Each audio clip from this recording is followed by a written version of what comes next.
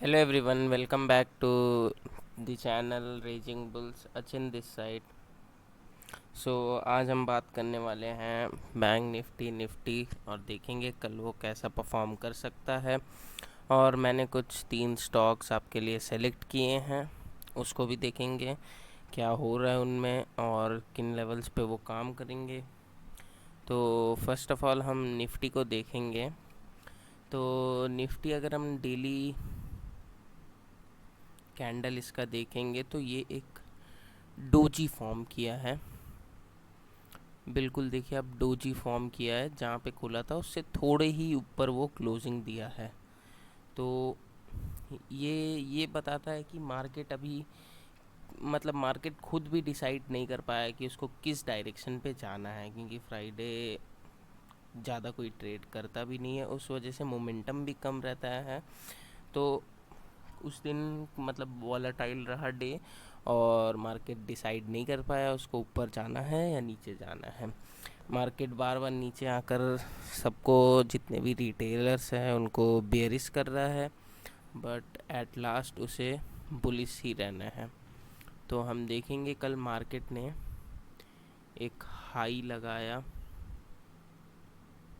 Around 35-40 के आसपास, और कल एक ही ट्रेड बना था जब मार्केट डाउन आने की कोशिश कर रहा था। तब उसने यहाँ एक लो से पुल बैक लिया। पुल बैक लेने पे यहाँ पे एक ट्रेड बना, जो कि ट्रेड का टारगेट होना चाहिए था हमारा कल का जो हाई था उसके पास। और मार्केट वहाँ से एक सडन फॉल दिखाया, वो नीचे आके कल के हाई से एकदम रीटेस्ट किया। तो वहाँ से मार्केट फिर से एक बाउंस बैक दिया। तो यहाँ से हम देखेंगे तो ये आके मार्केट एकदम बीच पे क्लोजिंग दिया हुआ है। तो अब ये एक हम देखेंगे, अब कल के लिए अगर हम देखेंगे तो ये एक एज अ रेजिस्टेंस काम कर रहा है अभी फ़िलहाल के लिए। तो कल अगर मार्केट इसके ऊपर निकलता है तभी हम कॉल साइड में जाएंगे, वरना हमें कॉल साइड में जाने का यहाँ पे कोई मौका नहीं मिलेगा मार्केट में।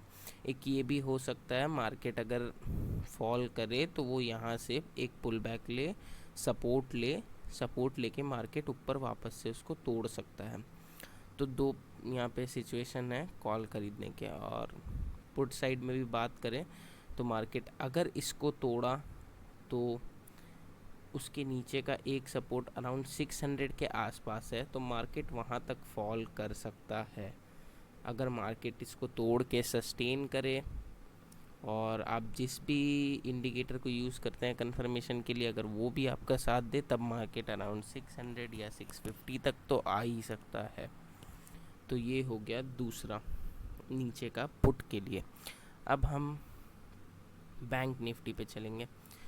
बैंक निफ्टी हम देखेंगे तो वो जहाँ से ओपनिंग उसका हुआ था वहाँ से वो थोड़ा सा नीचे क्लोजिंग दिया। अब अगर निफ्टी हम देखेंगे, निफ्टी यहाँ से फॉल किया, फॉल करके अराउंड मिडिल में ही उसके क्लोजिंग आया, लेकिन बैंक निफ्टी थोड़ा लोअर साइड में एक क्लोजिंग दिया और बैंक निफ्टी भी फॉल किया। तो उस दिन हम देखेंगे, जिस दिन एक्सपायरी था उस दिन एक रेंज फॉर्म किया था, उस रेंज के हाई पे ही वो सपोर्ट लिया, उस हाई पे ही सपोर्ट लिया।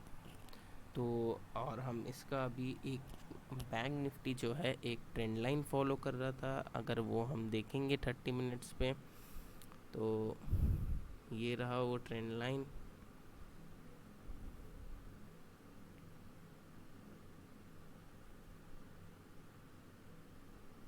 मार्केट ने कोशिश किया था तोड़ने का, लेकिन वो वापस से नीचे आया, फिर यहाँ से एक पुल बैक लेके फिर वापस, ये एक तरह का फेक ब्रेकआउट हुआ।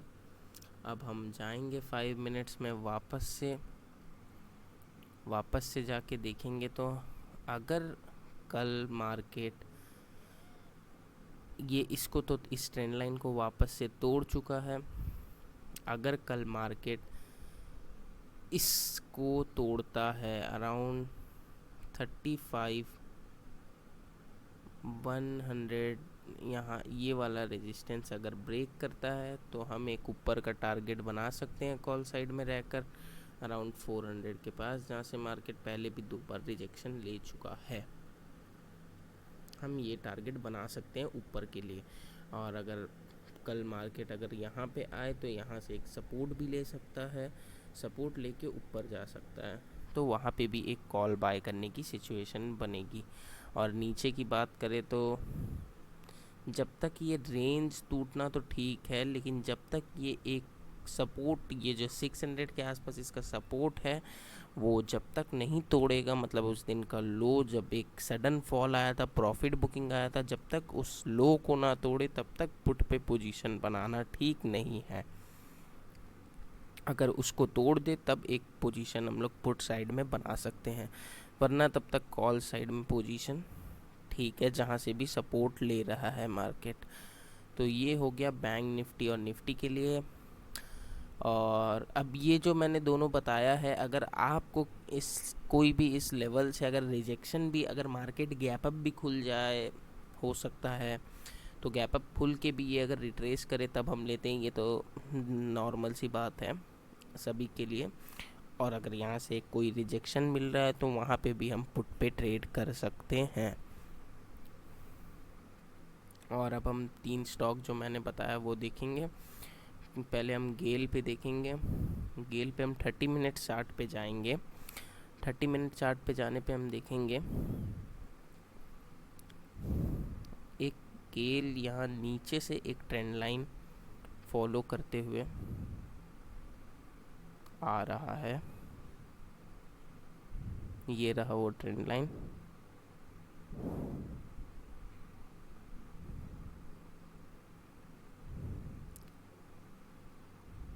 इस ट्रेंड लाइन को फॉलो करते हुए आ रहा है गेल। और ऊपर से हम देखेंगे तो इस ट्रेंड लाइन को भी फॉलो कर रहा है। तो या ऊपर ब्रेकआउट हो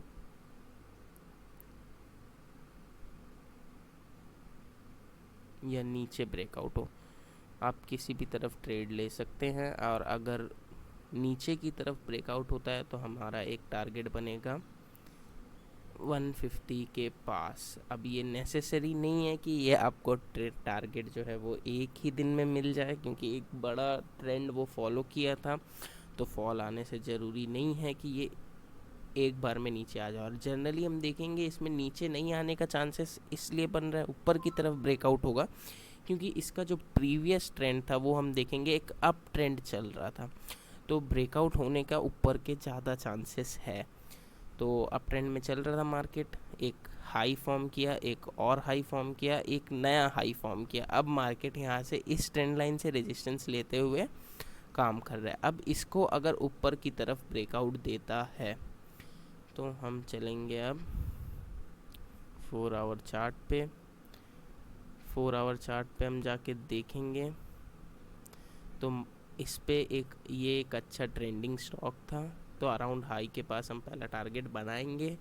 और दूसरा टारगेट हम देखेंगे, 1 डे पे चलते हैं, तो ये अराउंड 169 के पास ठीक है, टारगेट ऑल टाइम हाई है स्टॉक का। और उसके पहले भी अगर हम देखेंगे तो ये जो अराउंड ये लेवल है 180 181 के आसपास, ये भी एक अच्छा लेवल है, तो हम दूसरा टारगेट ये बन जाएगा। ये ऑल टाइम हाई स्टॉक है, तो आप ये ऊपर की तरफ अगर देखेंगे तो वहाँ तक हमें पॉइंट्स मिल सकता है। ये एक अच्छा ट्रेड हो सकता है गेल में, इस पे नज़र रखें अगले दिन।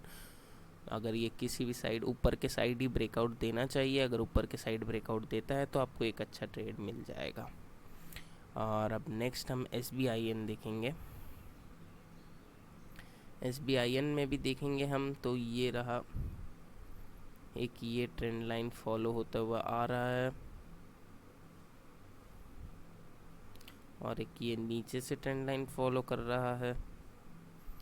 पूरे दिन मार्केट इसे फॉलो किया।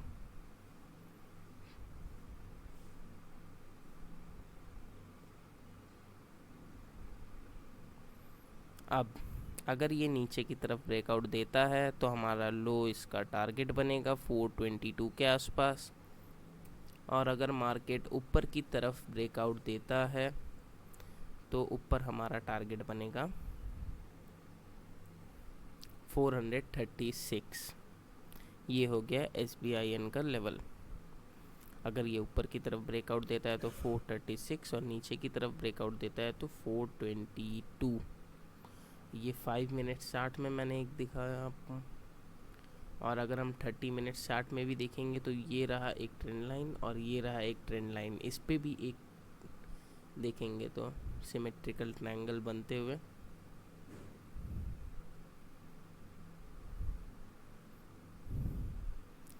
अब ये जो मैं 30 मिनट्स बोल रहा हूँ ये आपका इंट्राडे के लिए नहीं रहेगा। जो भी 30 मिनट्स का मैं दिखाया हूँ हो सकता है वो आपको टाइम लगे, कल या परसों पे उसमें ट्रेड मिले। लेकिन ये जो अभी मैंने SBI पे दिखाया है वो 5 मिनट्स पे था, तो वो इंट्राडे के लिए अच्छा है। अब ये ट्रेंड फॉलो कर रहा है, अब ट्रेंड में था मार्केट, तो इसका SBI का चांसेस ज़्यादा है कि अगर बैंक निफ्टी अपने हाई को चेस करेगा तो SBI भी अपना ऑल टाइम हाई बनाना शुरू कर देगा। तो chances are high that it should give a breakout towards upside. अब हम टाटा केमिकल्स में देखेंगे। टाटा केमिकल्स में भी एक अच्छा सिमेट्रिकल ट्रायंगल पैटर्न बन रहा है। देखेंगे हम यहाँ से ये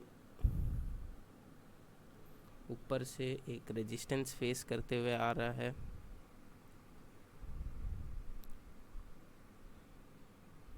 और नीचे से एक ट्रेंडिंग सपोर्ट बनाते हुए आ रहा है।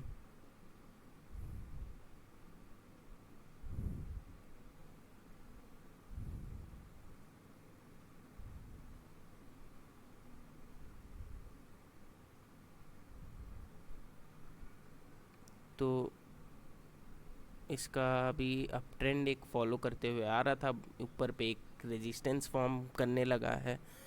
तो अब अगर इसका ऊपर की तरफ ब्रेकआउट होता है तो मैं बता देता हूँ लेवल्स आपको।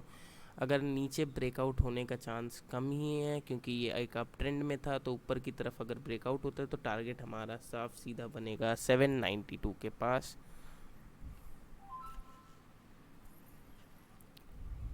तो अगर ये ब्रेक करे तो 792 टारगेट बनेगा आपका। और अगर मैं देखूं तो ये पोजीशनल पे ज़्यादा मुझे लग रहा है, या फिर BTST हो सकता है अगर ऊपर की तरफ ब्रेकआउट दे। इंट्राडे पे आप ले सकते हैं ट्रेड, अगर इसमें एक अच्छा मोमेंटम मिल रहा है आपको तो आप ज़रूर ले ट्रेड। और अगर हम 5 मिनट्स में देखेंगे तो इसमें भी एक पैटर्न फॉर्म हुआ है सिमेट्रिकल ट्रायंगल का, तो आप इस पे भी ट्रेड ले सकते हैं। So thank you and have a good day. आप कल ट्रेड करें, अच्छे लेवल्स है स्टॉक्स के, हो सकता है आपका दिन एक प्रॉफिटेबल हो। सो kindly like the video and make sure you have subscribed the channel